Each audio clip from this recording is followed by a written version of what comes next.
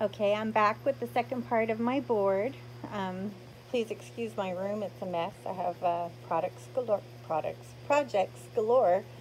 that I'm working on, and it gets a little messy in here. But since it's not part of my house and something that everyone sees, it's not high on my priority list to get to.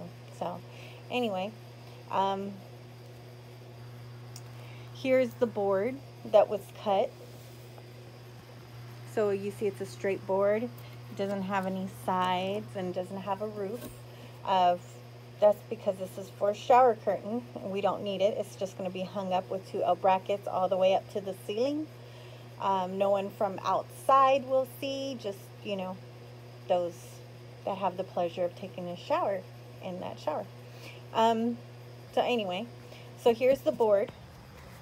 It's cut. You could do shapes with it. You could cut, like scallops or whatever, which is more involved. It's more cutting. So this is just straight and it's easy to cover. No edges, no nothing. We're working with the pattern. Pattern you're going to have to be more on the ball with. If it's crooked, once it's up there and tight, you'll be able to see there it's crooked. So that's something to keep in mind. Solids work great if you have them. There's always lines in fabrics you'll still have to pay attention to. But let's go back to this. So what I do with the board, I use a spray adhesive. So it's a glue. You'd spray it to your board first. I have my batting cut. Then batting will go over it. And that glue is going to keep it from moving all the way around when you're working. I cut my batting just a little over your wood, so that when your fabric is put on there and you're pulling it to staple it, it's going to come around. You don't want it to go under. So normally if you're having a regular window curtain with a side going down, it'll be longer. You'll want it to just end right where the wall is. You don't want it to go under the batting. Your fabric's going to go under, but your batting you don't want to, because it's kind of bulky and you're going to want that board to lie flat against the wall. So you just cut it a little further over, to where, so if I had a side, of course it would be longer than that, and then it would just meet where your end is on the outside, basically. So there's that. The fabric I'm working with was actually a shower curtain. So like I said, it's going in a shower. They bought a couple of shower curtains for the panels and then one for me to use as a topper. So the shower's pretty wide, and the width of that shower curtain, even with me taking out the hem, was not wide enough for this board. So it came out to be a little shorter on each side. So I would, it was going to be an inch on each side. I say each side because I ended up having to sew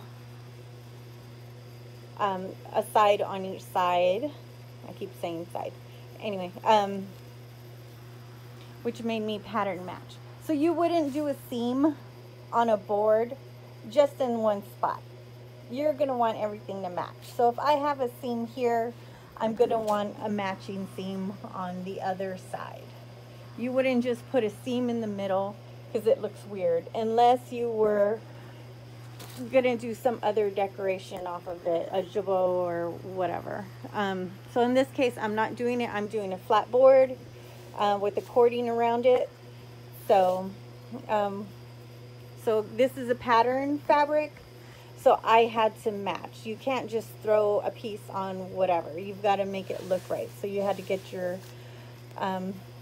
patterns and go with the flow, and then you iron it out so it's nice and flat. And when it gets pulled tight, it should not be seen very easily way up top if you do it right. So if you come in that situation where your fabric is not as wide as your board, you're going to have to do a little bit of sewing. So and then you're going to have to match it on each side. So if there's a 1/2 inch on this side, oops, where's my board? So if there's a 1/2 inch on this side where your seam is, you're going to want it a 1/2 inch on the other side. So you're going to have to do a little bit of math, or let your eyeballs figure that out. So so once that's done, then you're ready to staple. So I'm going to go ahead and stop this and spray my batting and glue it onto the board, and then get ready to staple this bad boy.